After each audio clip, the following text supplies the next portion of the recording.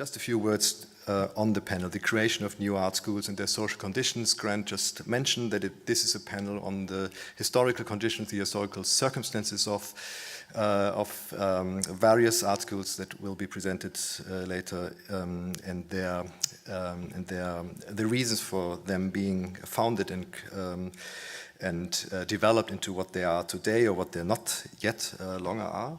The organizers of this conference and the following panel in particular intended that we, the speakers and you, the audience, together think about the reasons, the preconditions, the political struggles, the socio-economic base, and the cultural consensus or dissensus that has led to the foundation, the creation of art schools, and particularly of art schools that have somewhat of a link to the pedagogical concerns of the Bauhaus. Have such schools, we may ask, been the result of initiatives rooted in civil society, whatever we may understand under this term, or have they been driven primarily by state and government? And we may further ask if such a distinction between civil society and state would always be identical with that between progressive and less progressive types of pedagogy, learning, education. Where and how do national and nationalist ideas or economic imperatives filter into art school curricula, and where and why certain environments of learning seem to be more resistant with regard to such co-optation by such ideologies? The following 5 contributions will map the situation in very different geographical and national contexts and historical contexts, namely the Weimar Republic of the original Bauhaus, the pre- and post-World War II India, the United States of America of the 1960s and 70s, and the German Democratic Republic mainly in the 1960s. The question that this constellation of case studies could or certainly will entail concern the particularities and universalities of pedagogical ideas and practices, the translatability or relative opacity of such ideas and practices, the question of whether certain pedagogical models actually travel well or are rather site-specific, situated in local conditions, dependent on interests and needs that wouldn't apply elsewhere on place or time. If the Bauhaus was a school, it was an institution that tried to be one that was apt at learning, in the sense that its faculties and students' dogmatisms and persuasions, desires and obsessions, were subject to criticism and change. However, as a learning situation and as an institution where learning took place, it was also a site of production, of knowledge, of objects, of art, of subjectivity. Thus, a certain itself changing notion of art, crafts, and the human was and is always underlying the practices of teaching and the activities of learning. Every school, and particularly every art school, is a place where minds are being programmed and deprogrammed, where you as a student are expected to change, to grow, to become someone else. So what are the notions of art, of form, of design, of objecthood, of culture, or of the subject itself that operate at the center and at the peripheries of any art school and that support or question ideas of change, development, and creativity? What kind of world-making is promoted in a specific pedagogical setting, and how is an art school's program and cosmology is again dependent of, inseparable from, notions of culture and superiority, imperial power, or decolonial resistance? In other words, how are the ideas that guide an art school's creation and operation are shaped by the very conditions of empire and the singular or empires in the plural? I'm pretty sure that these questions and concerns and more will be present throughout the panel, to which I would like to welcome you now. The first speaker is going to be Regina Bittner. Regina Bittner is the head of the Academy of the Bauhaus Dessau Foundation, where she is responsible for the conceptualization and teaching of the postgraduate program for design and global modernism studies, the Bauhaus Lab, and the Co-op Design Research Program. She has curated numerous exhibitions on the architectural, urban and cultural history of modernism, as well as on the Bauhaus. The main focal points of her work in research and teaching are architecture and design theory and history, the modern era and migration, the cultural history of modernism, and heritage studies. The title of her contribution will be Form Giving is Movement, Action, Form Giving is Life. That is a quote by Paul Klee, towards a tangible pedagogy. Please help me in giving a warm welcome to Regina Bittner. Yeah, thank you very much for inviting me. It's a great pleasure to contribute also to that conference in New School. And as the speakers before already pointed out, this is rather difficult to take here the position as someone that has to talk about Bauhaus pedagogy, because there is something like as such a Bauhaus pedagogy. It's a very heterogeneous construct with a lot of sort of diverse historiographies. So what I'm going to do in this short time we have for the presentation in this panel is to focus on one aspect of this pedagogy that seems to me has also a certain topicality, meaning I'm going to talk a bit more about the sort of idea and the conception of tactility, which was quite essential for the formation of the pedagogical concepts and programs of the Bauhaus. I'm going to start with an image you see on that side, which sheds light on a particular classroom situation in the historical Bauhaus. It's in the situation of sort of a peer review of the preliminary courseworks in Josef Albers' classes. The students were incited to go out and discover the world of materials, return to the classroom, and then explore again with finer, focused attention. What had been a simple and unremarkable sliver of matter and at the periphery of sight became, for a moment, an invaluable artifact. Tended to, handled and explored with the eyes, the patterns and out-of-place remnants of the stuff around became sites of careful deliberation.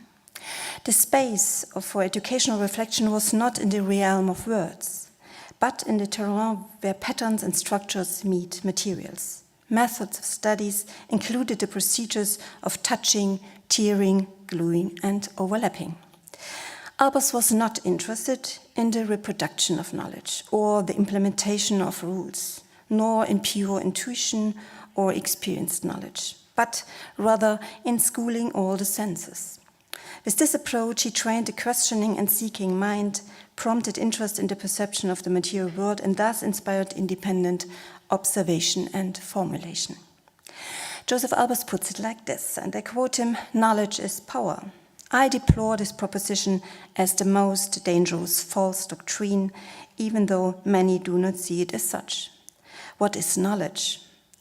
Is it the possession of so-called facts acquired at a high price in schools and books, accumulated and piled up to be first reproduced in examinations and then also perhaps to improve one's understanding? For education instead of knowledge as power, I recommend seeing as power. I believe that a visual, creative, tangible education is one of the most important tasks of our time." Knowledge, as Josef Albers made it quite clear, was a taboo word at the historic Bauhaus.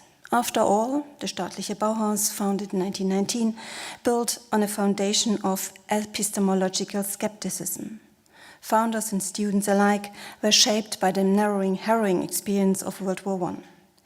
In this epistemic context of a foundational skepticism towards the existing knowledge system, the Bauhaus school was in the pursuit of unlearning, dismissing conventional knowledge and promoting pre-linguistic, intuitive, childish approaches. And in this respect, it was not about new forms of learning, but about a completely new approach towards knowledge acquisition. Berger, a female student of the weaving workshop, formulated this attitude of unlearning in an interview that was part of a survey among Bauhaus students in 1928, and it was published in the Bauhaus magazine in those years. The first question was where she came from. And she said, I came from an institution of dead conventions. And then what she expected from the Bauhaus. And then she said, I'm trying to get rid of myself. And to discover a new self and then to train to let this self walk. Institutions of that conventions, we have heard about it already in Marian's talk. This was about the departure from the educational conventions manifested in the learning context of the historic École des Beaux-Arts. Life drawing, studies from nature, or the imitation of ideals of beauty modeled on Roman and Greek plaster statues perceived as classical and universally valid in the West. This model of art education not only dominated the academies of the Western metropolitan centers, but was also exported to the cities and schools in the colonies. Ultimately, education was a cornerstone of the colonial project to assert the cultural superiority of the West. And now I'm moving into this particular strand of tangible pedagogy. I quote again Otti Berger. "Pictures do not interest us. We want to arrive at the best possible definitive dynamic textile," wrote Berger 1930, about a textile workshop at the Bauhaus. "The worth of a textile should first be perceived through touch. Through tactile values, one must listen carefully to the secrets of the textile, trace the essence of the material's voice, and sense the subconscious mind." Berger's defense of the tactile as a means of generating knowledge points far beyond the textile, the cloth. In Laszlo Molinar's preliminary course, she had already experienced work with and through materials. He in turn addressed her collection of tactile samples, and you see it on that side, in his publication From Material to Architecture, which sums up lessons of the Bauhaus. This pedagogical manifesto centers on the question of how autonomous creative forms of expression can be found. And I quote here Moholy, "Basic tactile exercises were essential because today the majority of the people build up their world on second hand, removed from their own experience." What was at stake was that people were constrained in the activity of their senses. They lost the ability to respond to the intuitive react to impressions of color, tone, form with the primary organs. In the tactile experiments, the hand acts as a medium of identification, investigation, and experience. And this perspective sees materials and structures not as static forms of intuition, but as elements of experienced continuities. The person who touches something confirms not only the existence of the world around them, but also their own existence. This challenges the long-established orthodoxy of the eye as a tool of perception and cognition. Is the tactile conceived as the seemingly other, as, for example, Moholy-Nach's book too, one finds references to the unique tactile sense of what's been called the primitive people? And this conception is a pivotal part of the discourse about a Western, civilized, rationalized modern culture, which, as the cultural theorist Hartmut Böhme states, and I quote him here, has asserted its monopoly not only in the connection of visualization and science, but also even more so in the triumphal march of the visual media. How much have the debates about the relationship between the optics and the haptics that were conducted in the Bauhaus contributed to this hegemonic cultural interpretation system of modern Western culture?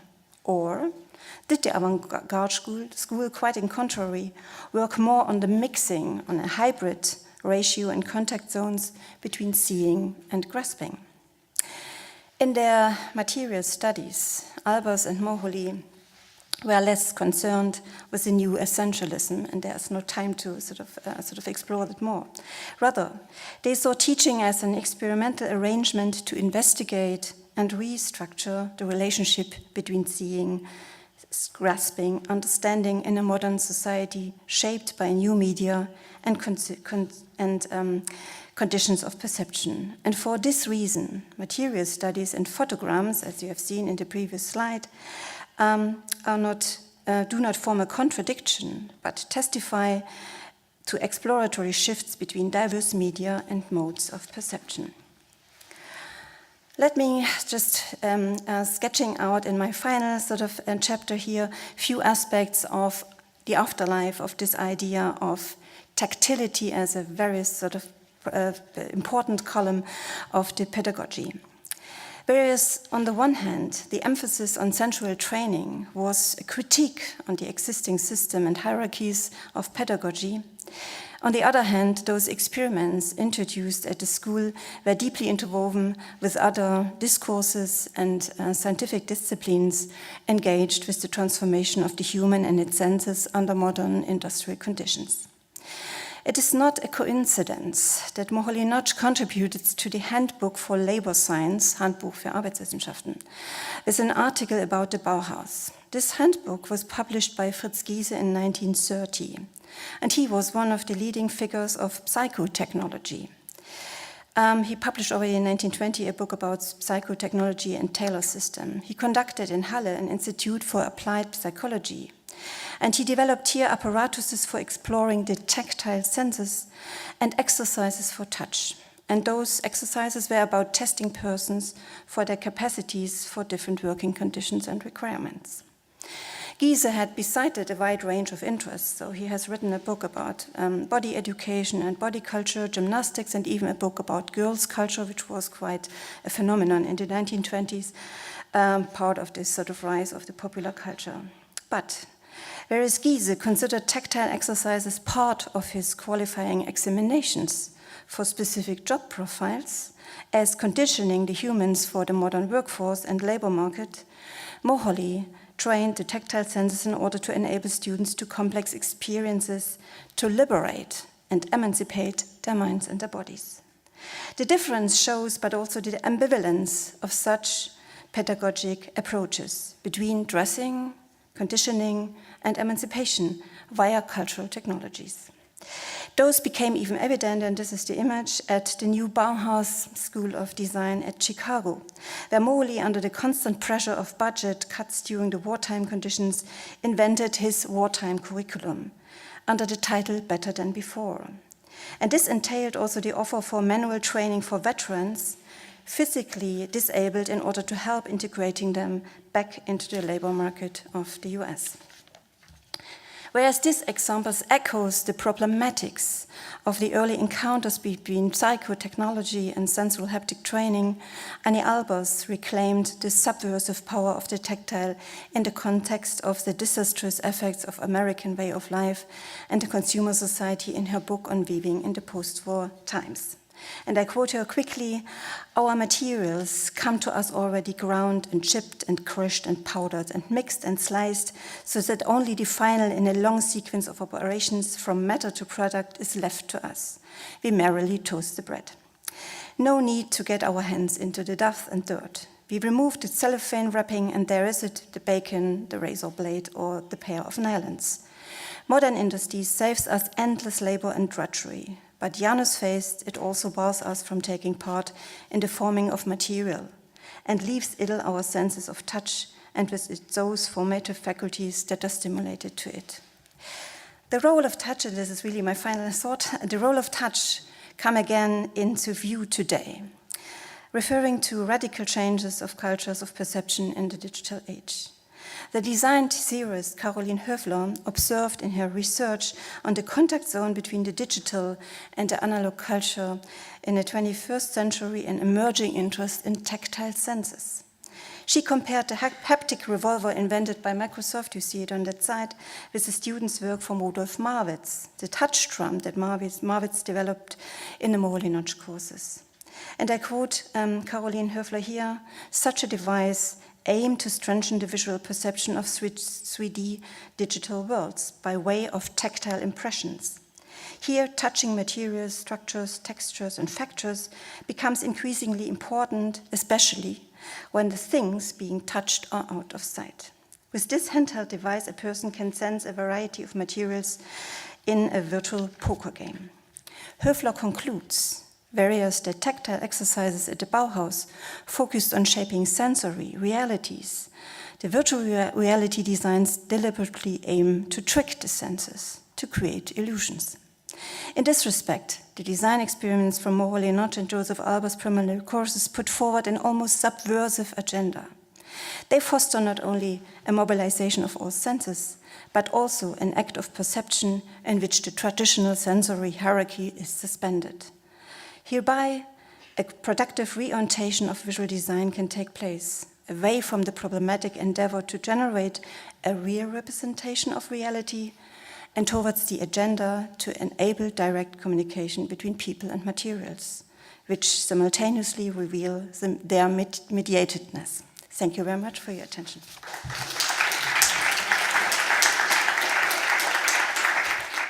The following speaker is Partha. Partha is Emeritus Professor in Art History at the University of Sussex, a member of Wolfson College in Oxford, and a honorary fellow of the Victoria and Albert Museum in London. As writer and historian of art and culture, he specializes in the reception of Indian art in the West, as well as in modernity, in art and identity in India, and more recently in global modernism.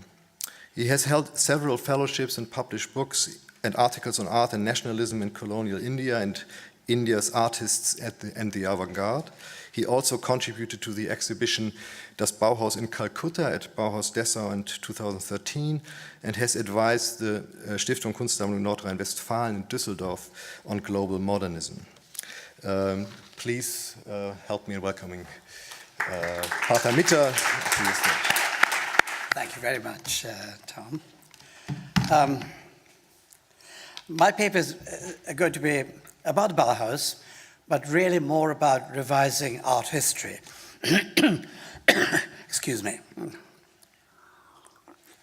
Probably bad throat, so apologies. Now, Bauhaus is renewed for its contribution to modernist architecture and design, but I would say less known but equally significant is its pioneering role in opening up a transcultural network that created the conditions for global conversations on art and design as early as the 1920s. Now, Professor Monika Grutters makes an important point in the centenary volume, Bauhaus Imaginista. I quote, Bauhaus drew its impulses from transcultural exchanges and encounters. It does not portray the international impact of the Bauhaus as a narrative of the transfer of ideas from Germany into the world. A revolutionary approach to art teaching was initiated by two remarkable personalities, the Bengali poet Rabindranath Tagore and the German architect Walter Gropius. They belonged to two very different cultures, Indian and Western respectively, and never seemed to have met in real life. I couldn't find much evidence of that. Yet, they shared many of the ideas of modernity. In the aftermath of the Great War of 1918, two radical pedagogic institutions came into existence. The Bauhaus School of Design in Weimar, founded by Gropius in 1919, and the Kala Bhavan, set up by Tagore in India between 1919 and 1921. They were founded in the shadow of the crisis of capitalism and capitalism handmaiden global colonial rule. Gropius and Tagore were challenging industrial modernity that had destroyed rural communities, dignity of labor, and social cohesion. Now, in his journey through life, Gropius underwent several transformations, but I'm concerned here only with his first phase, roughly 1919 and 1922, and not his later incarnation as a champion of mass industrial design. Returning from the war in 1918, he pledged to repair a broken society by restoring social cohesion and the dignity of manual work. In the Bauhaus Manifesto, Gropius complains that the arts exist in isolation and can only be rescued through the cooperative effort of all craftsmen in the spirit of the medieval German Wegbund. Now let's remember, the founding of the Bauhaus in 1919 in fact coincides with the inauguration of the Weimar Republic, which I think embarked on a series of radical social measures.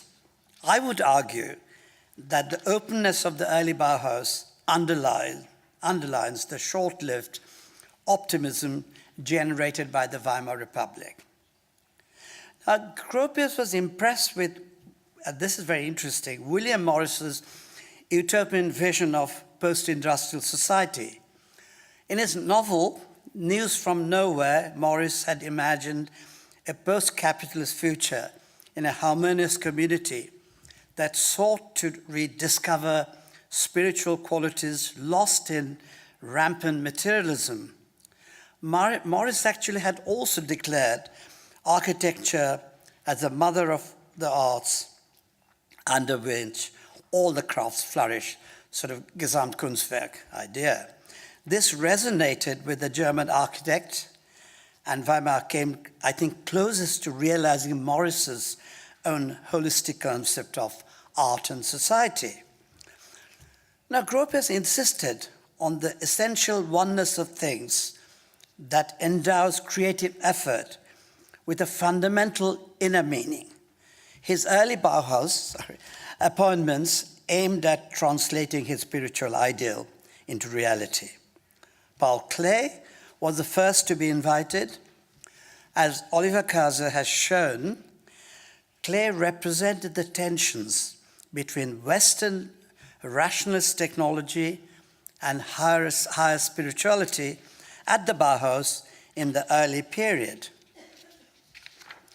Johannes Eaton, who followed soon after, was known for his obsession with spirituality and Eastern mysticism.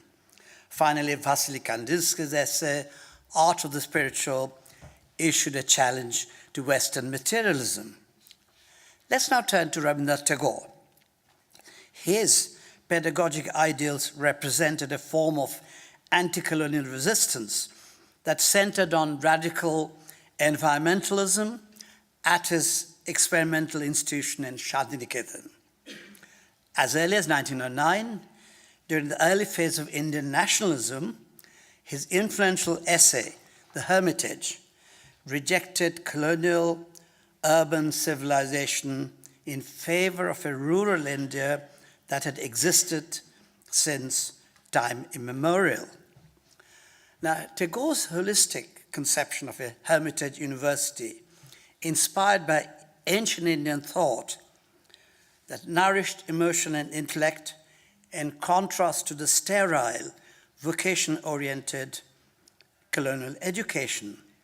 He emphasized the unity of life, the inner life of an individual in a harmonious community. Tagore speaks of his school days as one of sterile oppressiveness. He complains a lot. He couldn't stand the school. Later on, his radical educational ideals emphasized the importance of unfettered creativity and freedom of expression in a child. During his visit to Europe in 1921, he made a point of visiting the educational reformer Franz Ježek and his class for children in Vienna. That was, of course, school for free creativity. When Shantiniketan was set up, Tagore chose the artist Nandalal Bose, a very important figure, 1882-1966, those are his dates, to translate his radical art education program into reality. So Nandalal encouraged creativity with discipline in order to encourage student-teacher bonding. Nandalal arranged for them to work side by side in a studio, the students having the freedom to pursue their own particular interest.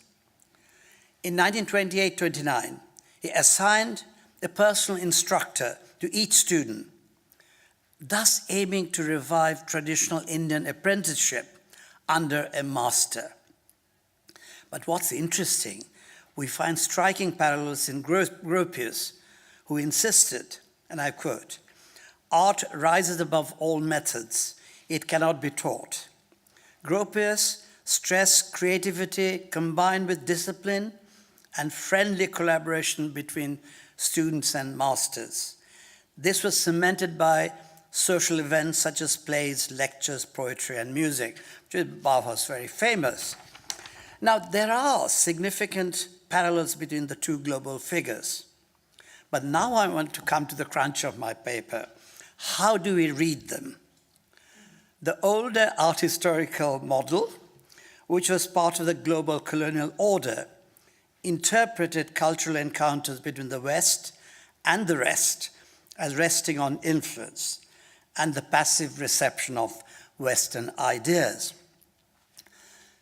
I think today we need a new narrative, that's why we're here today, that doesn't depend on an asymmetrical relationship between center and the periphery.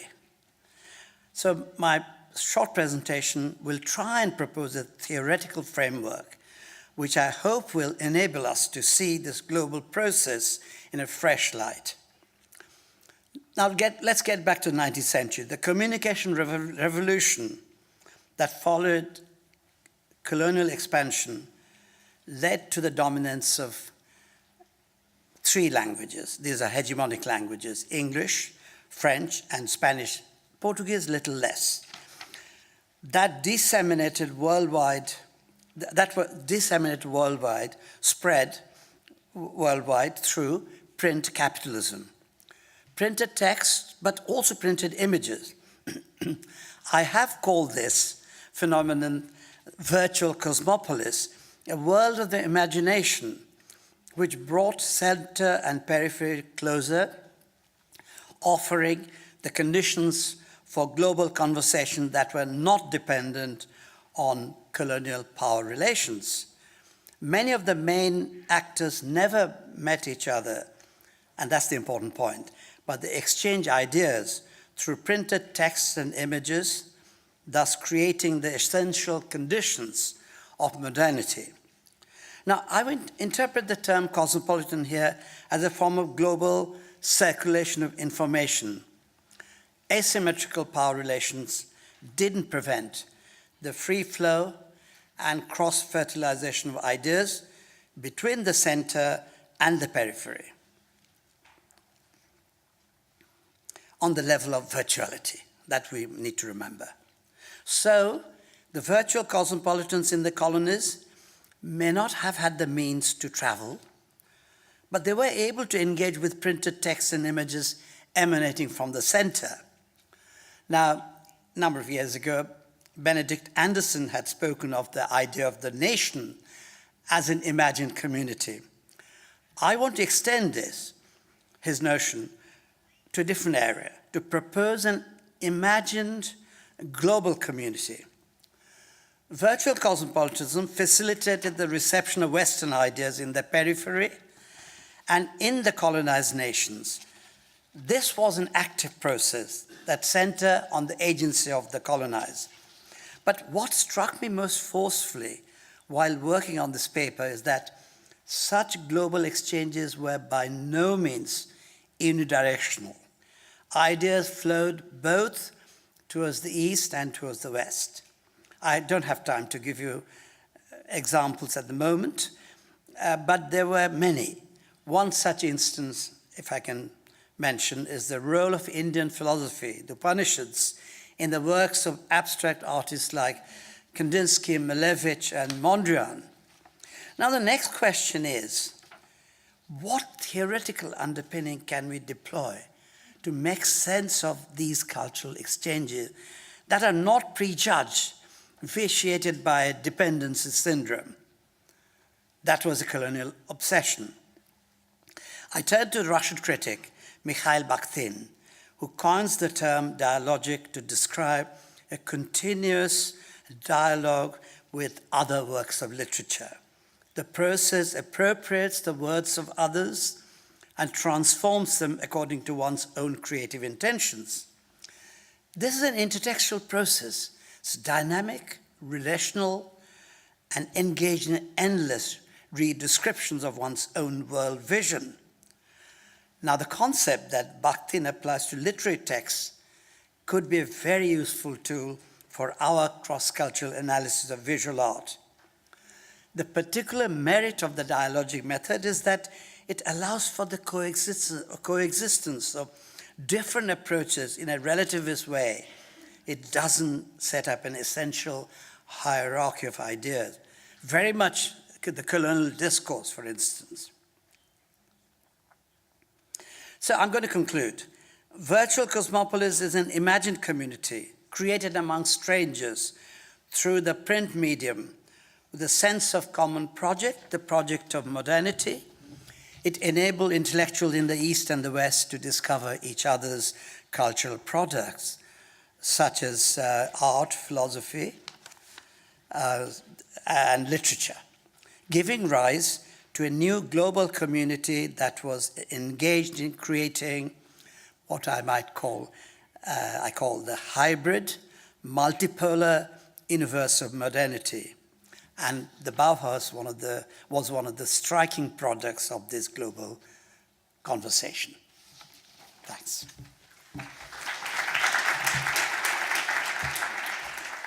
The next speaker will be Suchitra Balasubrahmanyan. She will be speaking on the moving away from Bauhaus and Ulm, the evolution of the foundation program at the National Institute of Design in Ahmedabad.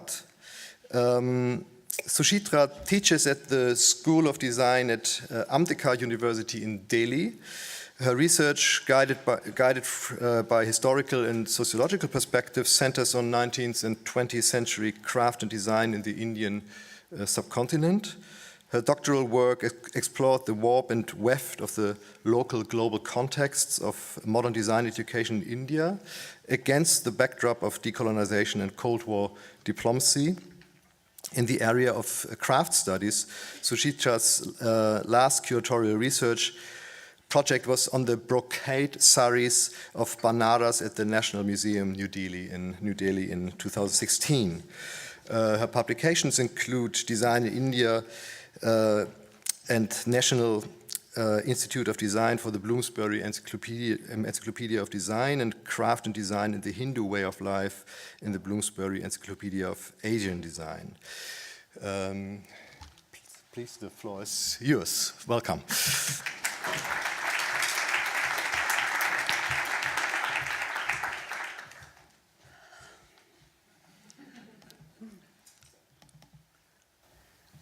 While the slides are coming up, I just wanted to say that some part of this presentation is kind of autobiographical in nature, because I'm also speaking as someone who studied at the National Institute of Design. In 2004, I had the chance to come to the Bauhaus archives. And I was shocked to see that some of the things that I had done in our foundation program were actually there in the exhibition there. That whole time I had thought my teachers had invented these exercises. And it was a very psychoanalytically a very shocking moment to see that actually I was doing things which were done some 70, 80 years ago in a completely different location. And that's when my interest in excavating this whole process began. It was actually trying to explain to myself who my parents were, intellectually, something like this. And this is bookended, my presentation is bookended by this one phenomenon, and now I am a teacher of design and faced with a new generation of students who are completely different from myself and the challenges of pedagogy that I face. So these are the concerns which are kind of framing my presentation. And I'm trying to explore what made the National Institute of Design turn to the Bauhaus and Ulm, and also what made it turn away from this pedagogic model that it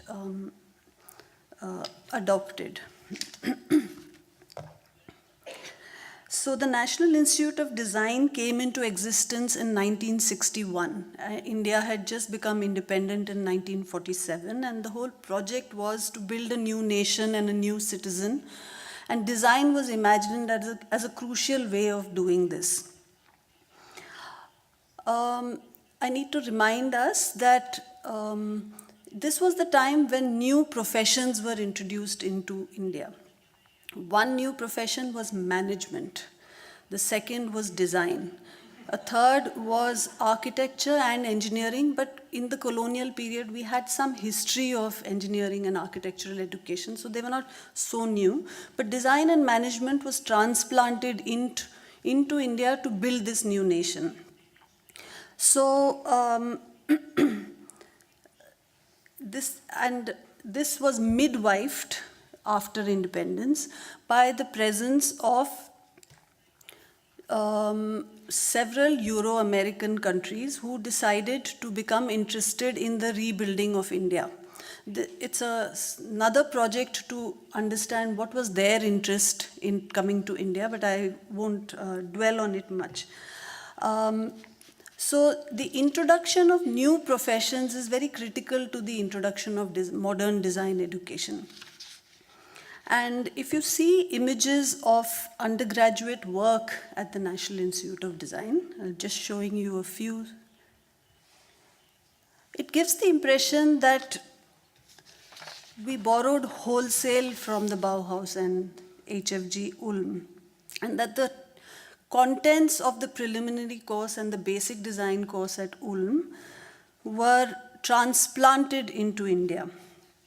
And my presentation tries to uncover the thinking that led to this and, as I said, the movement away from this. So if I show you some of the drawing exercises, the materials exercises, these are highly reminiscent, and these were the things which I thought my teachers had invented. So in 1961, when the institute was set up, there were very long discussions on what should be the pedagogy for this new profession. How would designers be trained? Who would design? How would they be trained? And what would they do in this new nation? And there were a series of meetings. The institution was set up in Ahmedabad. Ahmedabad was a medieval Indian city, very famous for its textile mills. And it was also the place where Gandhi had started his anti-British movements. Many people do talk extensively and very rightly so about Rabindranath Tagore's Shantiniketan, but Gandhi also set up a very important educational institution, which was called New Education, Nai Talim, in the same year as Shantiniketan. That's still another presentation. But this was a city and in a country which had a long tradition of crafts manufacture, where the knowledge was transmitted within the family, within a caste group. So the pedagogic possibilities of craft education were not available for this new institution, which was trying to train designers. Nor were the art schools of any use because they were not teaching design. And Shantiniketan and Gandhi's Nai Talim were two anti-nation building, or they were differently understanding the nation, to be useful for the statist program of this building new professions to build the new India. So against such a backdrop, the founding chairman of NID, Gautam Sarabhai, and he belongs to a family as prominent as the Tagores, a rich merchant family. Sarabhai outlined an educational philosophy with a supporting organizational structure and culture that interestingly and quite unusually drew from his interest in psychology and psychoanalysis and in organizational behavior and what his understanding of the new professions were. He said NID was to provide a professional education. He doesn't really mention design as such. And the defining characteristic of a profession is that its practice is required by society, involving not only theory, but practice under supervision, as well as learning to know and learning to do. Such learning would take place through apprenticeship, where teachers would be able to retain the respect of students only if they themselves practiced. Practice would also provide opportunities for the application of intellectual rigor and ingenuity to the messy, complex, multiple variables of community life. There was a lot of discussion of who this new design student would be. It was not so much a discussion of what design should be, but who the learner would be. And Sarabhai said that as the primary institution in an undergraduate's life, the educational institution needed to offer a model of adult authority, which was not punitive but provided opportunities for students to acquire knowledge and also have adequate opportunities to think for himself and to have his ideas questioned and to question the ideas of others. If he is to acquire the capacity to think, he needs practice and guidance while he practices. The bibliography at the end of this document, which is called the Structure Culture document, cites A.K. Rice and the book The Modern University, a Model Organization, which was written in 1970, which discussed the organization and governance of universities in relation to maturation of students and the possibilities of learning in formal institutions. Sarabhai also proposed continuous qualitative evaluation and the possibility of trust and communication informing the relationship between teachers and students. This was a family, the Sarabhai family had hosted Maria Montessori in the 40s. They hosted Erik Erikson, Alan Rowland, who was a Freudian psychoanalyst, and a lot of these ideas of authority and teacher-student relationship, comments on the family. Erikson, when he had come to Ahmedabad, had also studied the Indian family. So this was actually a psychoanalytical approach to evolving a design curriculum, which I think is quite unusual. These early teachers of NID were also influenced by Ivan Illich, who had visited Ahmedabad in 1969, and also J. Krishnamurti, the philosopher, who was quite an iconoclast in terms of developing an educational philosophy where the teacher was not the center of the learning process, which was learner-centric.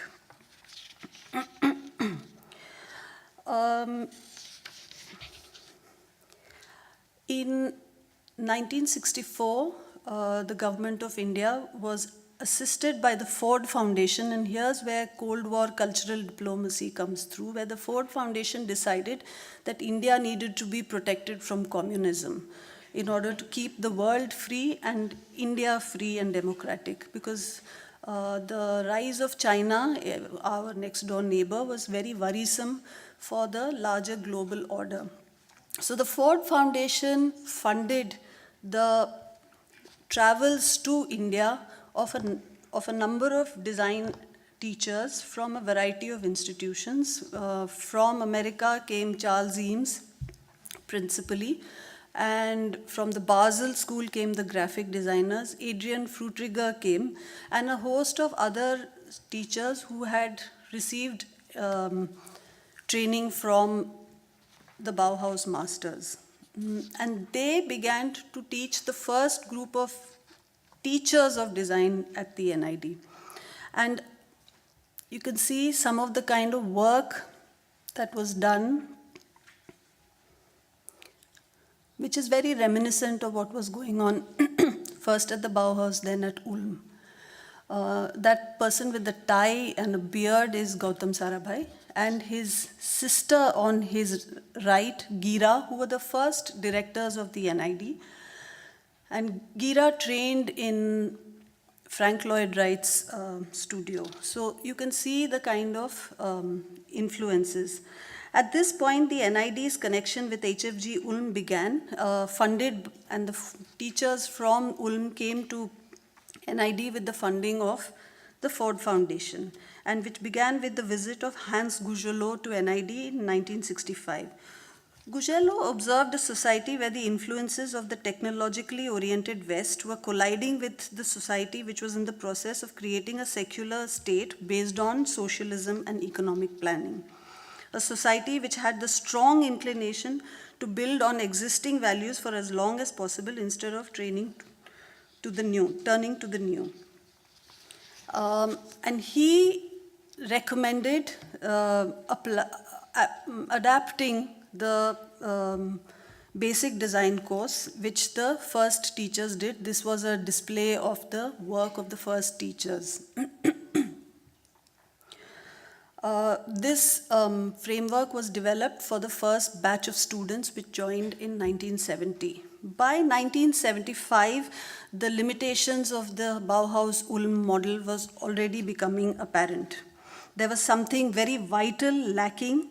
Learning was becoming more and more classroom-oriented, and students seemed to be, in a way, sleepwalking through the classroom studio hours. This is a comment of the first critical review of the foundation program at NID. The introduction to this book also acknowledges that Bauhaus and HFG Ulm too were faced with similar tasks and were considerably successful. But since the time of the Bauhaus and Ulm, the world has changed a great deal. Today's economical, ecological priorities and other problems in general facing the world have changed considerably too.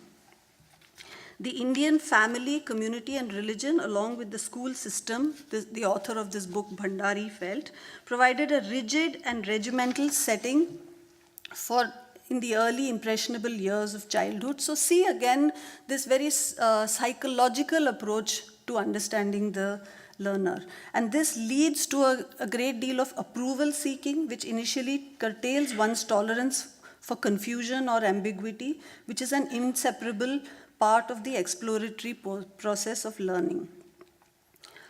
Bhandari also felt that the processes of the Bauhaus and Ulm pedagogy were very classroom-based, and India's millions lived outside the classroom. So how does one take the education outside the classroom?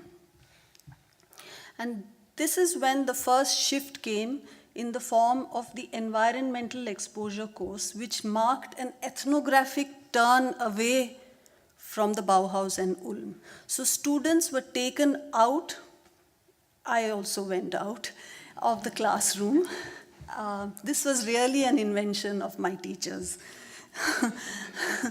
So here I'll show you some examples of a trip.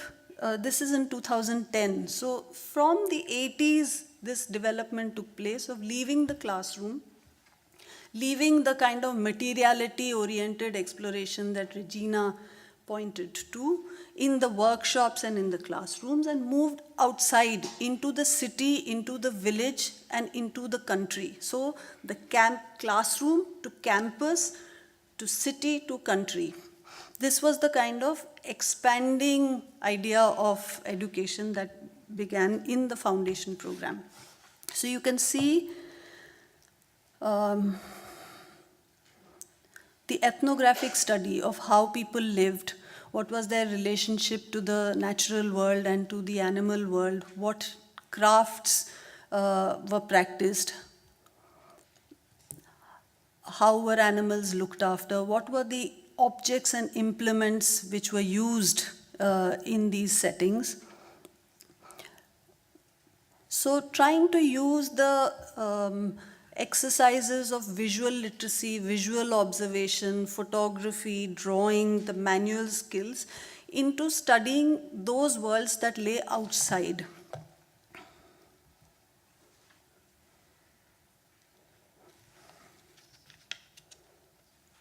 Equally, understanding the histories of the people and place was encouraged to contextualize the present form which was experienced by the student. This stage was to be followed by a second one where the student would identify problems in the environment and relate it to the distinct patterns of human behavior and attitude.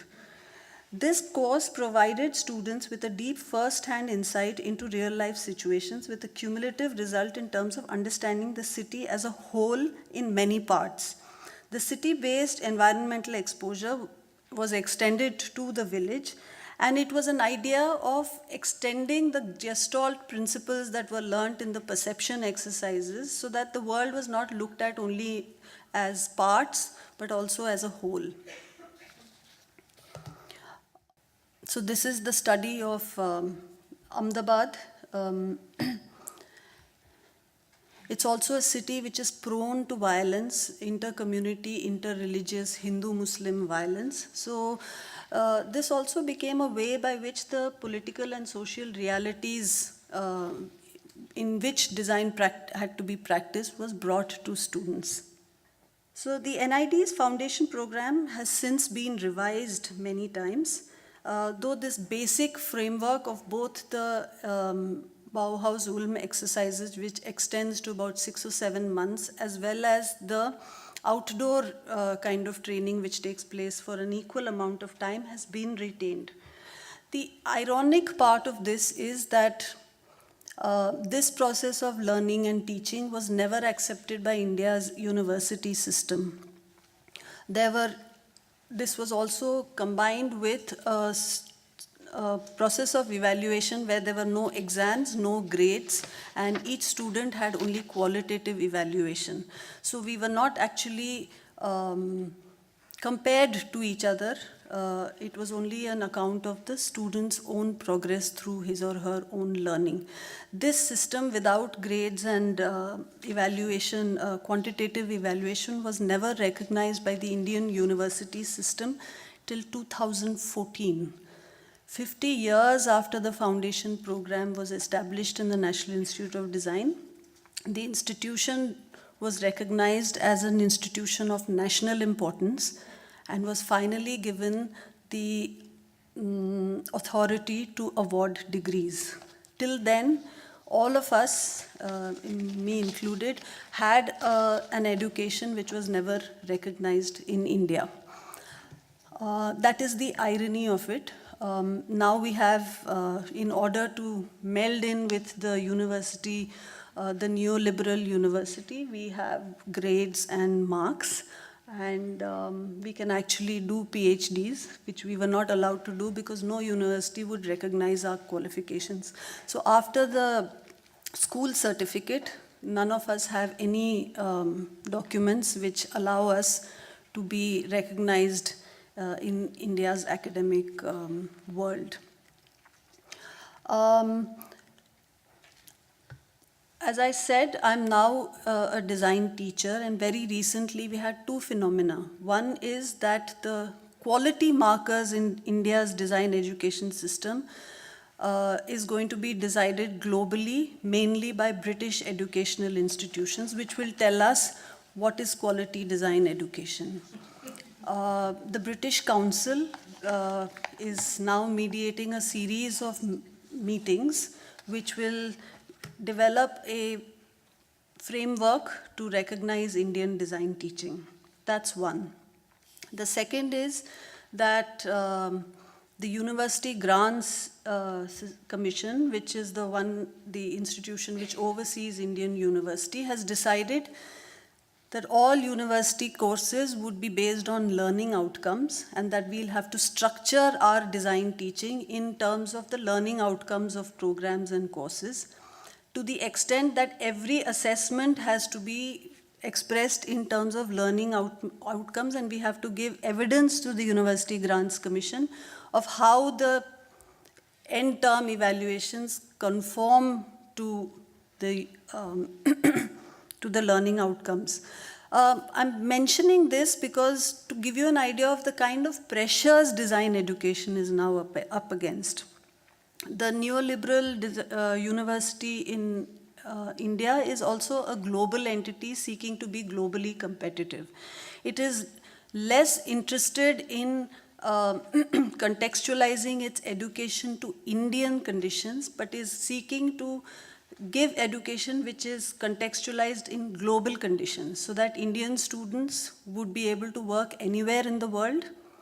So a kind of homogenizing of people, their situations and their life trajectories. And secondly, to become hospitable and world-class institutions to attract students from abroad.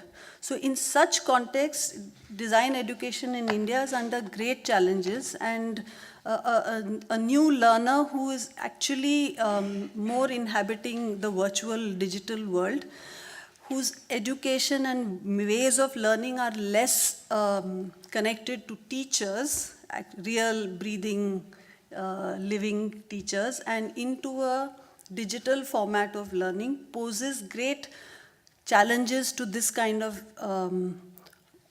educational content. I personally take quite a pessimistic view of this situation because I think it requires now a new order of imagination to think of who the learner is, what is worth learning, and how it is to be taught. Maybe in the discussions later we could explore these together. Thank you. Thank you, Suchitra, for this very frank words towards the end of your paper. I think we will definitely come back to these questions around the way in which design education and art education in general is kind of becoming more and more part of the neoliberal research university. But I'm now happy to introduce Robert Wiesenberger to you. Robert Wiesenberger will speak on Muriel Cooper, a designer, a teacher, and many more at MIT in the 1960s, and the persistence of the Bauhaus in this very context of her teaching and practice. Robert Wiesenberger is since last year is Associate Curator of Contemporary Projects at the Clark Institute in Williamstown, Massachusetts. His interests range across modern and contemporary art, design, and architecture. Currently, he's working on the human-animal relationship in art historical terms. Past projects have paid particular attention to historically underrepresented figures working across disciplines and against social expectations. From 2014 to 16, his work as curatorial fellow at the Harvard Art Museum focused on the museum's Bauhaus collection and developing the digital resource, the Bauhaus. He is, together with David Reinfurt, the author of the 2017 monograph Muriel Cooper, and even more recently, author of a small publication on Marcel Breuer, so the Bauhaus connections are very obvious. Yes, again, please support me in welcoming Robert Wiesenberger to the stage. Thank you very much, Tom, and thank you very much to our hosts. It's a pleasure to be here. I'm a great fan of the HKW. So I'll dive right in and also at first acknowledge my longtime collaborator on this subject, David Reinfurt. I'm going to be speaking on Muriel Cooper, seen here, as was her habit, not wearing shoes. It was a matter both of comfort and also of power to remove her shoes in meetings within the technocratic, mostly male culture of MIT. Here she is in the 1970s at an MIT Press meeting. She was the design director, the first design director of the MIT Press. But later, in the 1980s, at the MIT Media Lab, when she was involved with meetings with sponsors from corporations, she would also remove her shoes. The room would fall silent, and she would proceed to control the meeting. There are not many pictures of Muriel Cooper because she was mostly the one behind the camera, documenting, in many cases, her students' work using rapid feedback like Polaroid technology developed locally. Here is a self-portrait of her. She is on our left. And on your right, rather, from a programming class that she took in the late 1960s at MIT. And crucially, she was consistently thwarted in her attempts at programming, which was a kind of prompt to her thinking about the user interface in other ways, in more intuitive ways, and more artistically informed ways. And here she is in a double self-portrait that has gone through so many layers of mediation, it would be a talk unto itself, but in which she is caught in two moments of taking a Polaroid picture, that moment is being captured on video camera, transmitted at long range, reproduced years later, and imaged on 2 monitors on a large format Polaroid. So these multiple media translations and transmissions are part of this moment at MIT. She is brought on at MIT by Georgi Kepes. So we have this continuous line from the Bauhaus émigrés up until the immediate post-war, when Kepes brings her as the first designer of MIT's Office of Publications. Sponsored research at MIT as part of the so-called military-industrial academic complex was booming in these years. MIT was advertising courses in very arcane technological subjects. It was Cooper's job to interpret this material and visualize it for the public. So it was part of this feedback loop that Kepes discussed between artists and designers and scientists and the public, in which technical and scientific imagery could be mined for abstract patterns, and this could be fed back and potentially even inform new scientific thinking. And you can see, in fact, above one of the famous exhibitions by Kepes at MIT, and in fact some of the imagery produced within MIT figuring into one of Muriel Cooper's designs. Cooper was informed certainly by European developments in design. She did a Fulbright fellowship in Millán, and you can already see her interest in mobile viewpoints, in transparency, in reflectivity, and superimposition. And these were all things that she would try to take from the static world of print into a nascent, incipient digital experience, which was being worked out by her colleagues. She's quite well known for the mark, the logo of the MIT Press, which you can see represents the lowercase letters MITP as abstract books on a shelf, kind of serial objects of mass production, but also very presciently, almost as a machine-readable graphic.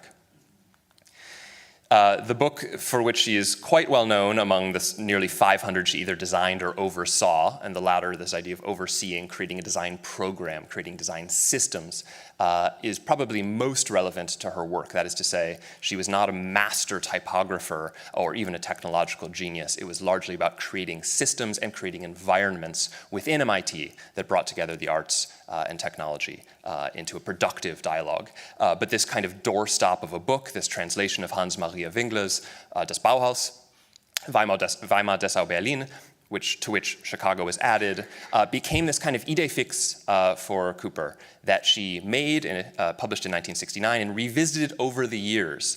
And I would argue for multiple reasons, not just for the form, but also for the content of Bauhaus pedagogy. And many of you may also know the paperback version thereof. But she had taken this very famous sort of source book of primary documents on the Bauhaus in its umpteenth edition, and redesigned it, and even the removal from the frontispiece of Oskar Schlemmer's Bauhaustreppe as this kind of image of the Bauhaus, the purely typographic treatment for Cooper really endorses the idea of the Bauhaus as an idea, the Bauhaus as pedagogy, quite apart from its formal manifestations. Too brief a time to go into the design practice, but she made, to promote this book, many of the posters, some of which you'll see in the show. I'm only showing the one of Moholy-Nagy, who was this kind of Leitfigur,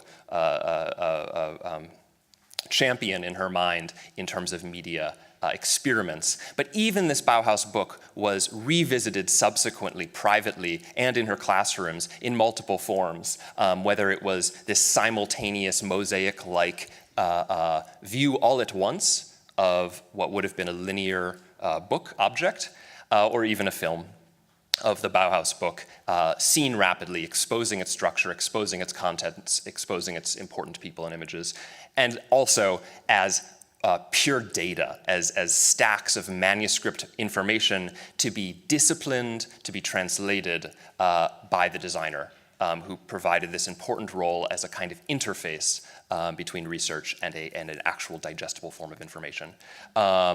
She also, though, was not so in the thrall of the Bauhaus that she couldn't make this really essential manifesto of postmodernism in 1972, Learning from Las Vegas, which has just come into a new facsimile edition. But what I want to mention is her dialogue with experts in artificial intelligence at MIT, and using this as a prompt. The thinking at MIT of artificial intelligence, the sponsored research, the easy availability of new technology, for these figures was as much a matter of thinking anew about the process of making architecture and the architecture machine group at MIT, or early childhood education, again through machine learning. For Cooper, it was about graphic design tools, but the common denominator among all of them was the human-computer interface. So that course in which she was thwarted and for which she produced this self-portrait, she's here along with, on my left, Donis Dondas, who produced the book in the early 1970s, a primer of visual literacy, which Cooper designed, and which telegraphs a lot of Cooper's pedagogy of the time. But weaving through this, this milieu is also one of computer empowerment, computer literacy, and updating of Moholy-Naj's dictum of the illiterate of the future being unable to use a camera, to replacing that with the computer. So the responsive house was about ceding agency from the architect to the user to have some role in creating their own environments. Just as computer liberation was about mastering the personal computer and making it personal and making it personalizable. And on the far right is Otto Pina's book, More Sky, which Cooper helps design. And the very shortest entry of all is on the left in this rather small and poor image, but it says, computers, welcome computers, do your own thing. So this resistance to a out-of-the-box kind of system dictating one's creative endeavors really found its way through all of these activities that were happening at the same time within different microgroups within MIT that were in some dialogue. Likewise, an ethic of collaboration, of large-scale public events, of the workshop as a format that is collaborative, that is non-hierarchical, that is participatory, was also essential at this moment. And for example, you see this is an Otto Pina event, this very sort of Swiss poster designed by Cooper's colleague Jackie Casey, who is also brought on by Cooper, an essential element of the MIT design competency at the moment. So I'll keep moving right along, given the time. But Cooper at MIT Press becomes frustrated with the constraints of mass production, with the time scales, with the inflexibility, with the closure of publication. And she teaches a course in the early 1970s called Messages and Means, which is about having students learn to use tools of mass production very directly. She co-teaches it with Ron McNeil, another very much unsung figure, trained in physics and photography. And the two of them teach this communications workshop within MIT, which is eventually subsumed into the MIT Media Lab in the early 1980s. And Cooper dies in 94, but her students are out in the world. And the co-direction of this workshop, I think, is emblematic in some ways of the bifurcated structure of the Bauhaus. There are masters of form initially and masters of technique.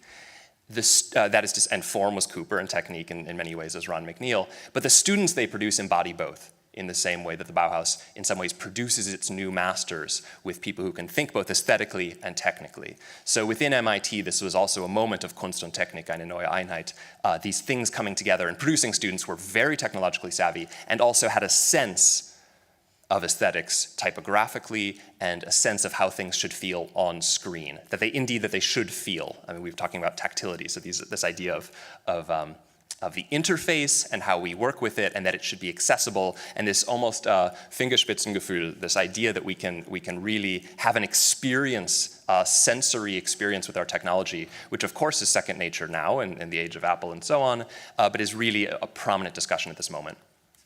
They produce participatory prints. These are rotational prints. They're collaborative. Each student creates their own design. It's rotated. I've only juxtaposed it with the Schwitters and Van Doesburg poster because of this kind of chance operation and this Dadaist cacophony, but it was really about understanding the tools and the tools' responsiveness. So you see students here working with an offset press, by all means a tool of mass production, but learning how to hack it, learning how to anticipate its response and give new input in a very direct and immediate way, returning some of the experience of the craftsman working one-to-one very directly with his materials to a technically mediated process, and using print as a metaphor for the computer interface experience. And in that regard, I would say that there's this idea of a digital imaginary with which Cooper is playing, and one sees it in her reimaginings of the Bauhaus book, but by imaginary I mean that there's an awareness of the possibilities long before there's this realization. So I'm thinking of the properties of digitality, of simultaneity, of random access, of dynamism, of immediacy, being prototyped in print, and then later realized digitally. I'll keep zooming through, and there's something to be said about the space of the Visible Language Workshop, and even this is a course catalog from the early 1980s that uses color photocopies, which at that time were a very new technology, 3M color in color. But the idea of an electrographics workshop, of photocopy technology being used, puts me in frame of mind of when we think of Moholy talking about reproduction, production and reproduction, that is to say using traditional tools, reproductive technologies, a photocopier or an offset press, and again, hacking them and playing with them and learning how to master them. If Cooper has anything like a manifesto, and I can, this is really sort of, conclude near this, it's this statement in 1980 talking about, well, you can read for yourself the points, the 4 points, if you can indeed read them, but I'll say, the author, from number 3, the author would be the maker, contrary to the specialization mode of having the author of the content as the author of the form, the designer, and the author of the craft, the typographer. And that visual and verbal representation, visual and verbal representation of the idea would be as fluid as possible, would be integrated and as fluid as possible. And this they realized in this kind of portfolio piece about the work of the Visible Language Workshop up until that point. And this sort of, the 2 images on the left were reproduced in this 1980 publication on MIT more broadly, but in terms of, this is a visual essay about its own production, and for that reason it puts me in mind of Herbert Bayer's image on the right, thinking about the tools as integral to the product. So to conclude, in the late 1980s, the sponsored research that the Visible Language Workshop was doing was sponsored by industry, was sponsored initially by defense, and then later by industry as corporate sponsorships that still produced publicly available research. But it was very much about taking what Cooper would, on the right and second down, talk about the horrible wilderness of alphanumeric text that had not been disciplined with any sort of typographic sensibility, and giving it some form. And so, the 2 images below that is to say 3 down, are very much about using the grid, using traditional tools of, not so traditional, but modernist tools of graphic design as rules-based systems which could rationalize the immense quantities of information that were expected to be flowing in the new digital age. And even thinking about making typography as a anticipatory and rules-based system. And prototyping, for example, this cover for Design Quarterly that Cooper guest edited in 1989, and in which she visualizes again in print the different possibilities of how a user engaging with the publication might foreground and surface different aspects of it. And she died in 1994, rather unexpectedly, just as she had presented this immersive, windowless, deep perspectival space of information. But I think I would just end with a provocation that if for someone like Moholy-Nagy and at the Bauhaus, the maker is to have their senses sharpened by materials, that art is the grindstone of the senses, so to speak, and we're to become sensitive to our tools and the world around us. And a new moment with Cooper, of which she was frankly anxious, about which she was anxious rather, was that artificial intelligence meant also that the tools were gaining a sense of us. And this new design relationship is in some ways where we find ourselves now. Thank you. Thanks again, Robert, for this great introduction to Muriel Cooper's work and the great book, or in a way, the making connection to Regina Bittner's talk on this notion of tactility and how it kind of has to change in times of AI. We are now heading towards our last contribution. We are a bit late in time, as was to be expected, but I think we are still rather good. And I thank everyone for keeping his presentations that short. I would like to introduce to you Simone Hain. She will speak in German, by the way, so should you do not understand German, please get your headphone for this presentation. She will speak about the Weissensee Academy of Art in Berlin as a successor of the Bauhaus in the GDR. Simone Hain is a historian, a teacher, and a curator of architecture, with the focus of her research lying on conflict, negotiation, and learning processes in modernist architecture and planning. She is the director of the Institute for Theory and History at the Technical University of Graz and has been teaching widely, among other places, at the Weissensee Academy, about which she will speak in Berlin, and the Bauhaus University in Weimar. Moreover, she founded the Archives of Architectural History of the GDR at DDR Baugeschichte at the Leibniz Institute for Spatial Sociology, and co-curated the traveling exhibitions to German architectures. Please help me in welcoming Simone Hain to the podium. Vielen Dank für die Vorstellung, Einladung. Ich versuche zu reagieren auf die Beiträge, die wir bereits gehört haben, und möchte voranstellen, dass mich seit Jahr und Tag immer wieder und aktuell in engem Gespräch und Zusammenarbeit mit den Kollegen von der Kunsthochschule in Weißensee die Geschichte der kommunistischen Bauhäusler interessiert.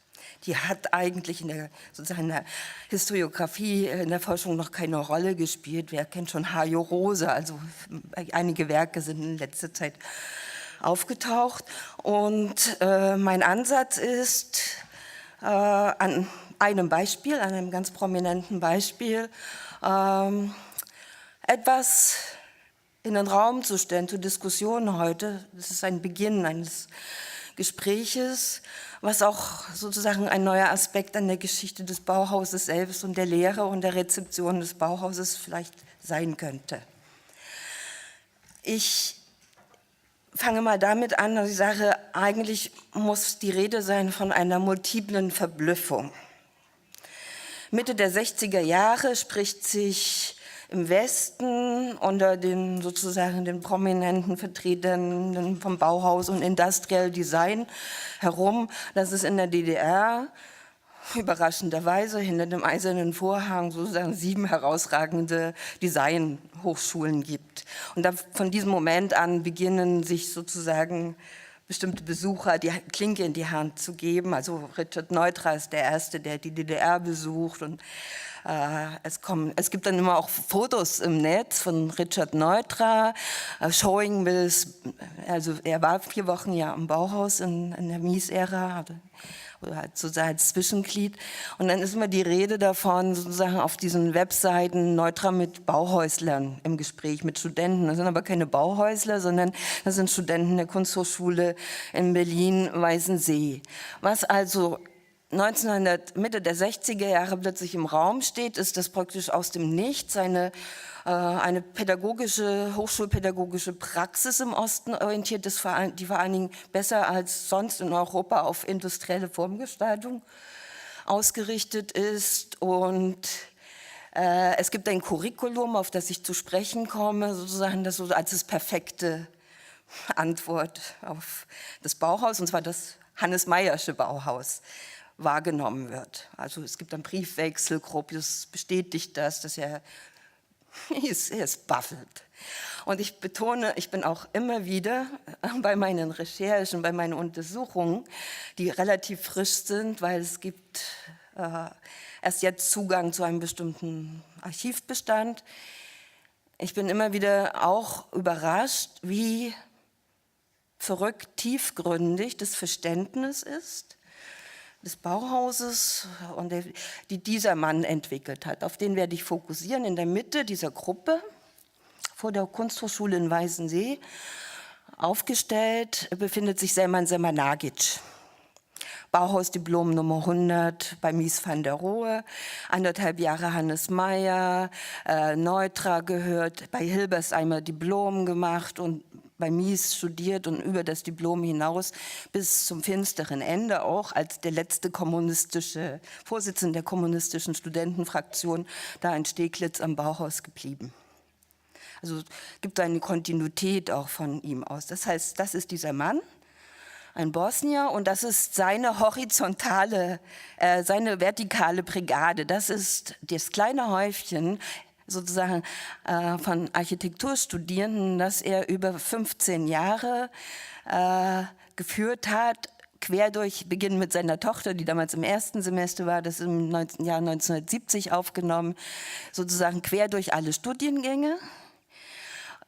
Und das Erste, was ich Ihnen hiermit vorstellen will, ist einfach, das, was man am Bauhaus lernt, ist einfach nicht nur sozusagen das Gestalten an sich, sondern auch ganz stark das Organisieren. Wir haben es speziell sozusagen mit den Absolventen, die Meyer-Ära durchlaufen haben, tatsächlich mit wandernden Matrizen von Gesellschaftsorganisationen zu tun. Also das Prinzip Koop hat die alle in einer Weise sozusagen angesteckt und das nochmal forciert, weil sie ich nenne das irgendwie die Meyerlose Schülerrepublik. Ja?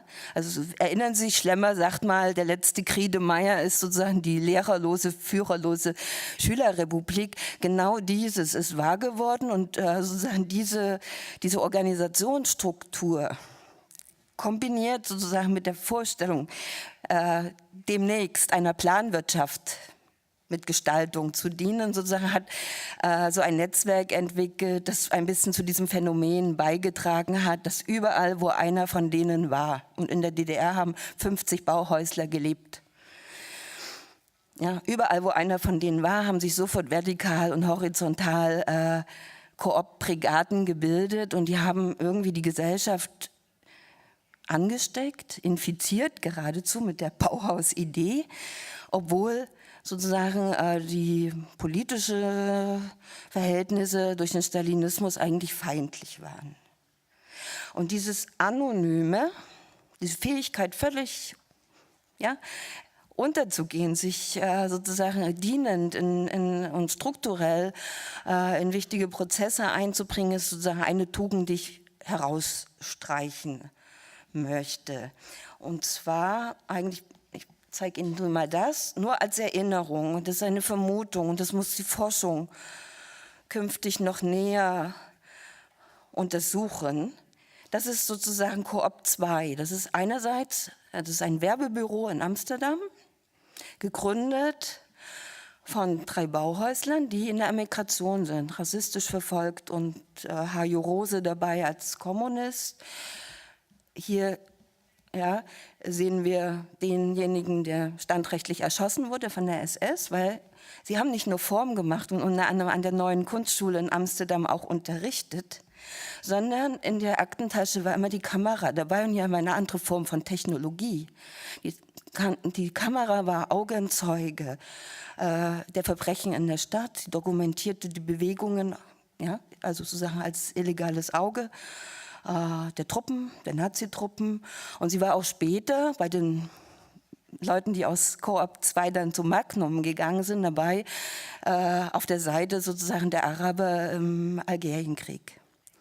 Also auch das muss einfach erwähnt werden und ist einfach dadurch, dass diese Koop-Strukturen tatsächlich im Widerstand, relativ schnell sich im Widerstand wiedergefunden haben, sozusagen bislang einfach wenig greifbar gewesen. Ich zeige mal die Schule, um noch etwas anderes deutlich zu machen. Das ist also am Berliner Stadtrand, die von Selman Selmanagic und Studierenden gemeinsam gebaute Kunsthochschule. Die hat ihren Ausdruck auf dem Höhepunkt sozusagen der stalinistischen Gestaltungsdoktrin gefunden. Aber auch das wäre wichtig zu betonen, ist nicht wichtig. Wie die Objekte aussehen, die gestaltet sind, sozusagen, das ist das Geringste, was einen echten Bauhausler sozusagen Sorgen macht. Das heißt, die Sprachcodes, die Angebote sozusagen, die Identitäten können wechseln. Es bleibt einfach ein Kern. Und diesen Kern verkörpert dieses Curriculum, das ich hier mal, so wie es an Gropius geschickt wurde und wie es dann sozusagen durch die Welt zog. Von 1966 einmal in einer Präambel besteht, ich komme nachher kurz darauf zu sprechen, und in einer Struktur, die wir auch schon vom Bauhaus her kennen.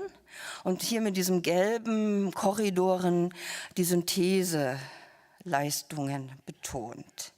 Also das Individuum steht im Mittelpunkt dieser Ausbildung und an allen Stellen ist luxuriös viel Zeit, sich unter anderem als Künstler auszubilden, als Maler oder, also diese Gruppe, die ich hier am Anfang zeigte, sozusagen, von denen sind viele auch in den Film gegangen oder sind Maler geworden, Formgestalter sozusagen. Sie sind für alles ausgebildet und ihr Lehrer, ja, der Leiter der Schule, sagt auch immer, er weiß gar nicht, was Architektur ist. Es gibt nur eine Kunst. Ars una ist auch der große Begriff und das verkörpert sozusagen den Input von Karel Teiger am Bauhaus, der ja unter Hannes Meyer sozusagen als Nachfolger von Koller richtig der PR-Berater war. Und ich habe Selmanagic noch selbst interviewt und kennengelernt und gesagt, Volksbedarf und Luxusbedarf ist ein Slogan, das den Teiger mit Ihnen in dem Seminar Werbung entwickelt hat. Das heißt, wir haben, wenn wir uns diese Netzwerke und diese Personen und diese Schulen anschauen, auch immer sozusagen die Möglichkeit, Spuren aufzufinden von Lehrern, von Einflüssen, ich sag mal, des späten Bauhauses. Für die war Graf Dürkheim eine extrem wichtige Person. Und genauso wie es für alle sozusagen eine riesige Erinnerung war, Richard Neutra zu begegnen, der für die schon damals so etwas wie Life Science verkörperte. Mit dem Lovell Beach House und mit den ganzen Geschichten. So, Neutra war 4 Wochen am Bauhaus und hat einen starken Eindruck gemacht. Eigentlich sozusagen als ideale Fortsetzung von Hannes Meyer. Dies vorab. Das ist ein Eindruck in diese Arbeitssituation in Weißensee. Das will ich hier nur kurz mal aufrufen, damit man sich das vorstellen kann. In den Überlieferungen, in diesem Archiv, das für mich immer noch sozusagen wie ein Puzzle, bruchstückhaft sozusagen geordnet werden muss, wird eines deutlich. Beginnend ab 1950, die Schule wird sozusagen intellektuell, konzeptionell ganz stark von Mats Dam geprägt. Der holt dann Selmanagic an die Architekturabteilung. Von 1952 an gibt es einen extrem intensiven Diskurs über das Curriculum, der insofern von der Architekturabteilung von Selmanagic geführt wird, weil er für die Ausbildung seiner Architekten Deputate und Einheiten und einfach Stundenkontingente von den Bildhauern und von den Architekten braucht. Das heißt, die Architekturabteilung wird zur Steuerungszentrale für den gesamten Prozess, weil von vornherein sozusagen in der Art des Bauhauses auf vertikale, horizontale Kooperationsbeziehungen Wert gelegt wird und an der Schule unterrichten unter anderem Edmund Kesting und Wittfogel und Typografie. Alles das fließt sozusagen in dieser Säule der Architektenausbildung zusammen. Die anderen Künstler, es gibt immer sozusagen die Reibung, um die Ausgewogenheit auch. Die anderen Künstler oder die Studierenden nennen diese Architekturabteilung auch so ein bisschen die Kronprinzenerziehung.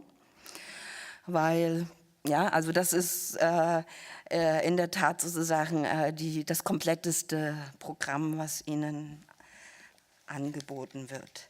Das ist einmal die Organisationsstruktur. Also hier haben wir Richard Neutra, der ab 66 mehrfach die Schule besucht hat, hier mit Hermann Exner, das ist einfach ein Schüler von Adolf Behne. Hier kommt die ganze Adolf Behne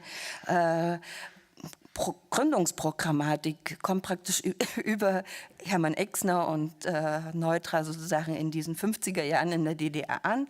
Und das ist so der Zettelkasten. Und jetzt muss ich über das zweite Element von Verblüffung sprechen, das darin besteht, dass dieser Mann als Studierender, also eigentlich zufällig vom Balkan kommend, ans Bauhaus geraten ist und dort mit 2 Klassen Dorfschule in Srebrenica in Bosnien ausgestattet vor dem Ersten Weltkrieg. Dann kommt der Krieg. Er hat nicht mehr als 2 Jahre Schule und ist sein ganzes Leben nicht wirklich schriftkundig geworden und nicht lesefähig. Aber von Kandinsky angefangen, von Klee und Albers angefangen, bis hin dann auch ganz spät besteht immer die Verwunderung, und die teile ich als Historikerin, wie dieser Mensch, und das ist sozusagen mein Beitrag heute zu dieser wichtigen Fragestellung, wie dieser Mensch ohne irgendwelche intellektuellen Voraussetzungen in der Lage gewesen ist, sich ein hochkomplexes, philosophisches und politisches Programm zusammenzubauen und das auch noch weiterzugeben, erfolgreich weiterzugeben, denn das Echo in den 60er Jahren bestätigt ihn ja sozusagen, dass es ihm gelungen ist.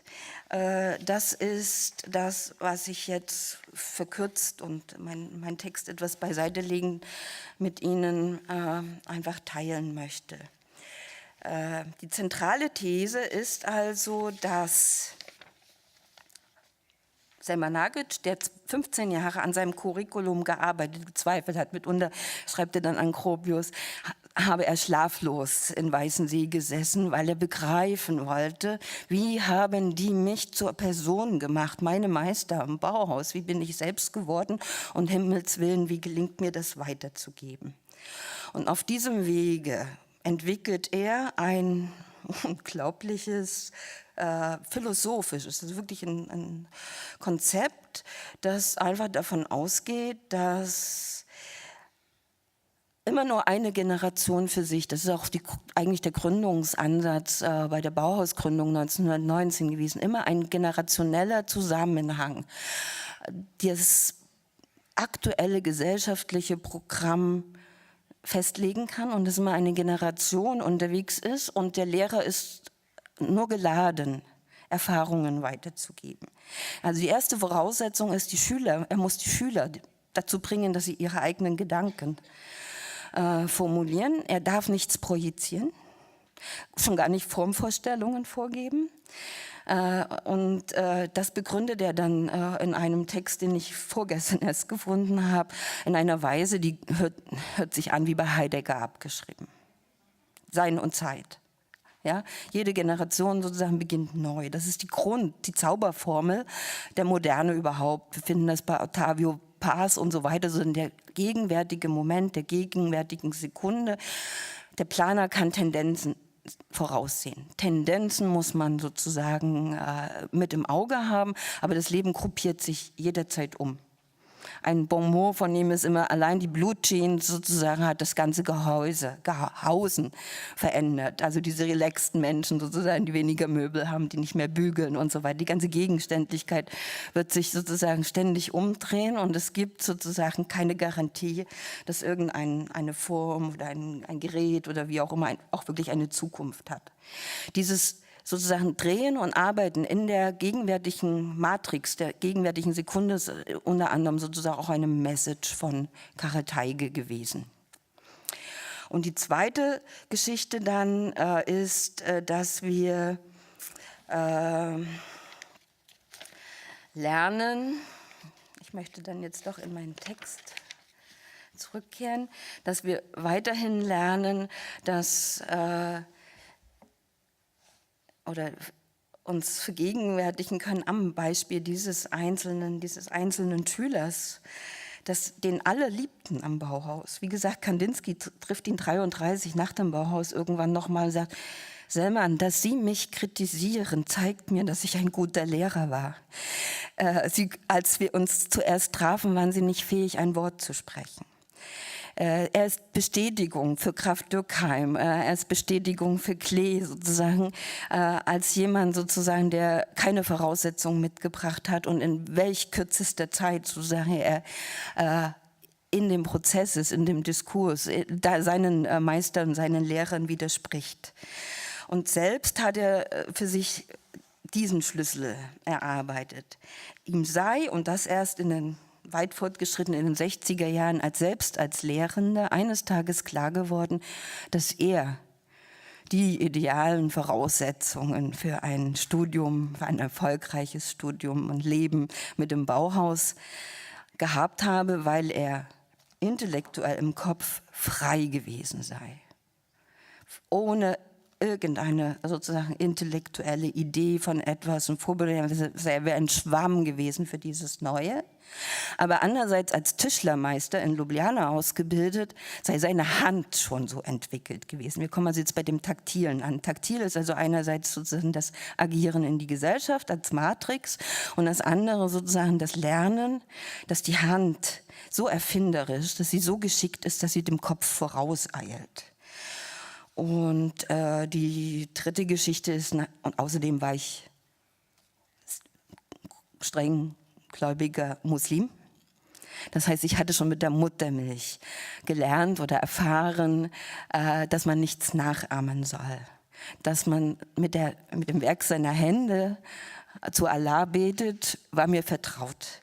Das heißt, ich habe dreifach gute Voraussetzungen gehabt und diese Situation hat er versucht, in seiner Lehre immer wieder sozusagen zu reproduzieren, den Schülern sozusagen durch diese Kanäle, durch diese wirklich in einem Curriculum gebauten Pfeile, Bögen, vertikal und horizontal sozusagen immer die Möglichkeit zu geben, rauszugehen aus einer Sache, die vielleicht allzu festgelegt wird. Das erzählen immer viele Studierende von ihm, sozusagen immer, wenn man fest hat er das in einer Weise begriffen und eine Tür aufgemacht, dass man sich verlieren durfte, um am Ende noch viel stärker bei sich selbst wieder anzukommen.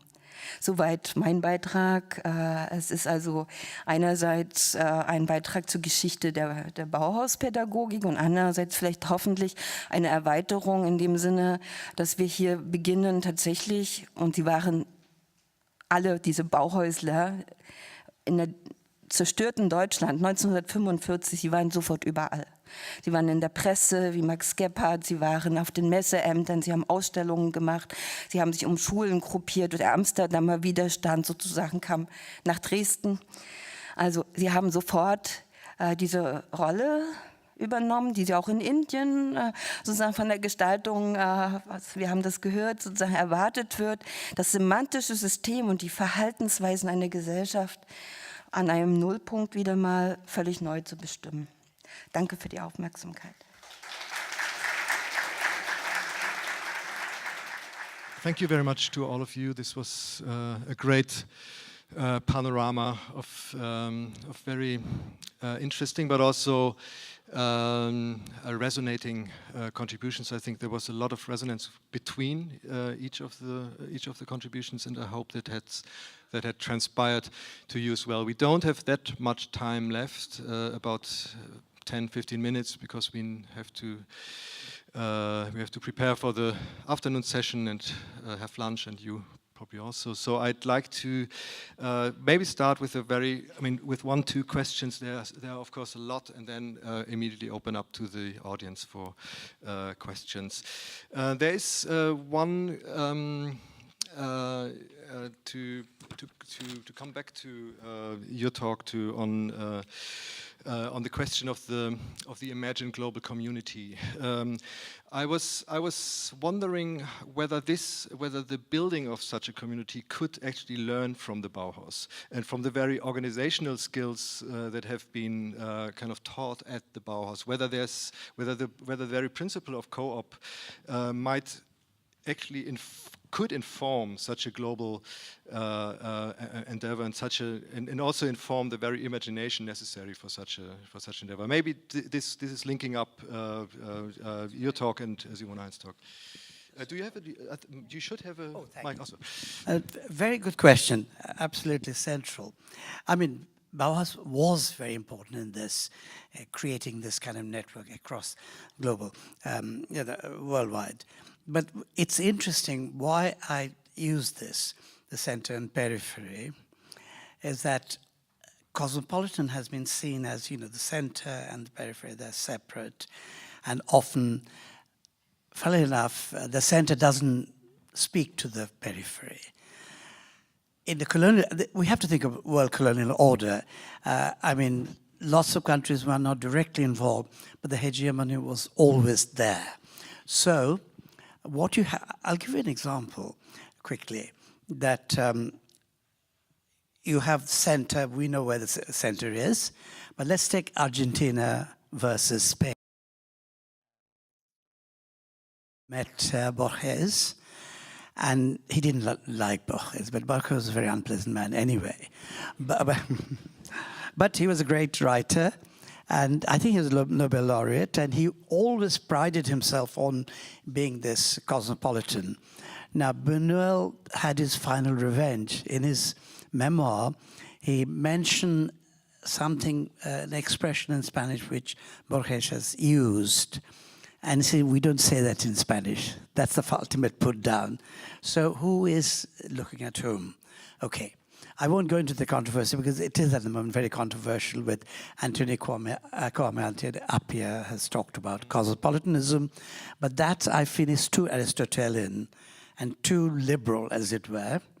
But if you look at the world and the period of European expansion, communication revolution, and today it's even more, it gave people on the margins access to knowledge. And this knowledge is not dominating in any case, because you accept it in the Bakhtinian sense, you use it and create a new form of expression, which is part of modernity. And one of the things with Bauhaus was this aspect that, ideas spread, but I want to argue that in the case of Bauhaus, which I feel is very important, because it always said that Bauhaus is this great kind of modernism, all over the world and sort of dominating, but it's not that. In fact, the people in the Bauhaus were very open. I mean, there was LGBTQ, if I may say so, openness. Japanese woman who was not given, women are not given importance in those days. Anyway, including Japan, but in the Bauhaus she was given proper recognition. So that was our template for developing these ideas.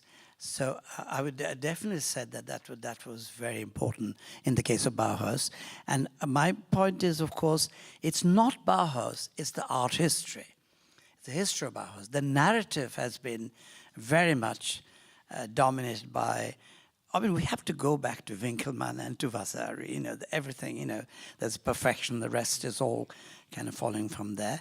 And there is also aspect which I haven't mentioned is the different time frames. You're always behind. Octavio Paz, in his Nobel lecture, was a bit sad that he said, we are Mexicans in a kind of another play. We are trying. Don't have to do that anymore. Thank you. Would you like to add to this? If I may, does it work? Yeah. If I may add, just I think the notion of this virtual cosmopolitanism is a very interesting sort of thesis, which certainly sketches out that the Bauhaus was only part of a much broader response towards cultural globality already in the turn from the 19th to the 20th century. So they were deeply embedded in networks of magazines, of organizations, of journals in which they shared their ideas and spread their ideas. And there's this double ambiguity in it. In a way, the Board of Masters was already an international group of people. They knew each other from exhibitions, from the art market, and so forth and so forth. So I think one has to see also the ambiguity in it, which is on the one hand, it forms also a very sort of exclusive club of people that sort of held certain positions, mainly a male-dominated club of persons that in a way shared positions in the SIAM, in the Werkbund, and in international sort of other organizations and traveled to conferences and meetings. And I think this is not that different from what we know from nowadays with the network society, and which we also witness a certain exclusivity of a club that meets each other as academics or as curators and so forth, traveling around the globe, but meeting always the same people. So I think this is also something which we have to be, on the one hand, also a bit critical and also careful by looking in probably the other side of the coin. But I think what is essential, there's these new opportunities that media, printing, photography, film allowed to spread the imagination. And I think this is quite essential, and I'm really thankful for you, Partha, that you brought it up again, how what kind of power of imagination also in a way crisscrossed these uneven geographical global conditions of this period of time. And the other side of the coin is certainly also a very positive idea of the international in those years, and it is certainly a political gesture towards embracing that, and also sort of led to ideas of a more socialist solidarity, international solidarity, which was also part of the conceptual framing of a new sort of constellation. We always have to remember it was after World War I, horrible experience of nationalism, and how to create under those conditions also new ideas about what is the international. Thanks. I just can add to that very you made that one of the things with visual images, the role of reproductions, that's absolutely crucial. I think that is one thing which the West gave to the rest of the world, very important, both orally, records, as well as visually. And it is so extraordinary, I found that in the colonial world, even when you had the original paintings, well, not always possible, these reproductions, these printed images were so powerful in generating new forms of art. And that's very interesting. But then I discovered that Picasso himself used reproductions in his own painting for various reasons. So it's a modern phenomenon. Now we integrate all this together as a kind of way of creating this network. Thank you. Is there, anything you would like to add, Suchitra, Simone, or Robert, to this particular point? Yes? I was actually, no, this is fine. I was actually struck by something little different. You spoke about Richard Neutra. And I remember now that he is writing articles in Indian magazines about how the new India should build. So before going to Eastern Europe, he is giving us advice. And I mentioned this briefly. Why are all these people interested in India is not clear. Why we are interested in transplanting their ideas to build our country, this I can understand. But what was their interest in coming to India is not so clear just as yet. So the international network, especially in these periphery center formulation that you offered, Why is the center interested in the periphery? Is not clear to me. So it's a very good point. Just one simple thing. Nehru, after 47, consciously invited modernists, Le Corbusier, and then Eames, and all these people came because they were invited, Stein and so on, directly. The ground was it was welcoming. But I mean, there were actual letters inviting them, and so that's my point. But there are other things. Sorry. Yeah, but if I may add, this is a very important point. I think this is also then part of the historiographies, not only to look into the traverse sort of history from one point to the other, but rather also looking what brings people to those places. And I do remember these letters from Otto Eicher when he traveled to India, and it was driven by a deep skepticism and unease in regard to the Cold War constellations, and then even his own experiences in this post-war Germany, still shaped by a lot of former sort of Nazi sort of officials that were still conducting universities. And he was considering India, this was a projection. And he describes this also in his letters. This offers us a new perspective because it was a non-aligned country. It offers us a new perspective in this very torn world order, global political circumstances of the 1950s. So I think this is, and I think one has to look at it. Why people, and as you said, Suchitra. Yeah, and I recognize they are looking for opportunities and situations of opening. Yeah, so they do have the wish to continue the year 1919 or the year 45 in Europe every next moment. Yeah, they are searching for open society, changing moment to put the feet. I have a cynical view. No, I think they were also looking for work. You know, yeah. Corbusier wanted work. Let's face it. And he also wanted to sermonize, to us. Sorry, but we are now speaking about Bauhaus, not about Le Corbusier as a structure, as a moving matricula of the innovation or emancipation. Emancipation is a very leading idea behind this. May I mean, if there's anything you would like to add, Robert, before we open up to the audience? Just to add, I mean, I think it is endemic to design schools that this cosmopolitanism that we see, that the Bauhaus was incredibly cosmopolitan to its ultimate, I mean, it made it a target, and that, Gropius, when he goes to Harvard, is the most international program there, and I think MIT also was drawing a very international group, so I think while we should be skeptical of, visual languages overcoming logocentrism and these universals, because they don't acknowledge cultural specificity, and this is a problem with modernism and its inheritors. There is still, I think, something there about design programs, and yet, on the other hand, I think that there is this sort of interest, yes, in vernacular and architecture that architects and modernism, then looking back to the so-called periphery. But on the other hand, still the idea, once with technological mediation, there becomes a hermetic, belief that all distances can be spanned with messages and information, and that we may perhaps no longer need to travel. And so I think actually there's this is a peril of the technologically mediated moment, in fact, that we believe we're more connected than we may be. So I think we have to open up, since there are probably many questions collected throughout the morning that are waiting to be asked. So please, you can also ask your question in German. It will be translated via the headphones. Is there anything there? I see an arm in the back.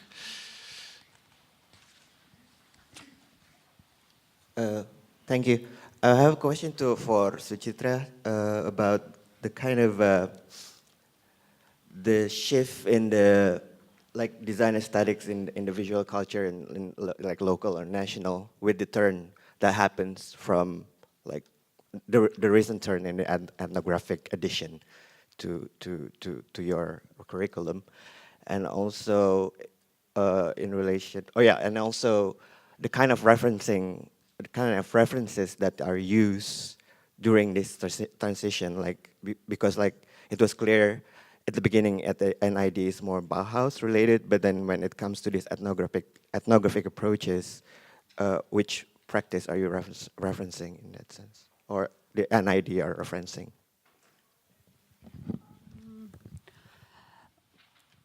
Actually, they were not referencing anything from the outside. So it's a kind of looking at the self, that's how I understand it, of actually a kind of accountability. Who are you accountable to? Who is this institution which is funded by the government? It's a public institution. Who are they accountable to? And they are accountable to the people of India who need to be included in the pedagogy, and the design student needs to know them better. But in terms of references, I can think of two things. One is that this is the time when Christopher Alexander comes to Ahmedabad to work, and he writes notes on a synthesis of form on some research that he does in Ahmedabad. And the return to looking at the village as a spatial unit is much discussed on the NID campus. The second is Victor Papanek's book, Design for the Real World, which also was followed by a conference called Design for Development. So this foregrounding of the development agenda, which is related to nation building, also takes the curriculum out of the classroom and into the nation, so to speak, as the landscapes to which the institution should respond to. That's how I understand it. If I were to be now critical from someone who has been inside this system, I would say that it also led to some kind of self-orientalizing. So it's a kind of exoticizing within the design curriculum of the village, of the traditional, of the pre-modern. It did lead to that, and I mean, this is not the occasion, there's not enough time, but I can show you how it also informed practice of the students who trained at this institution.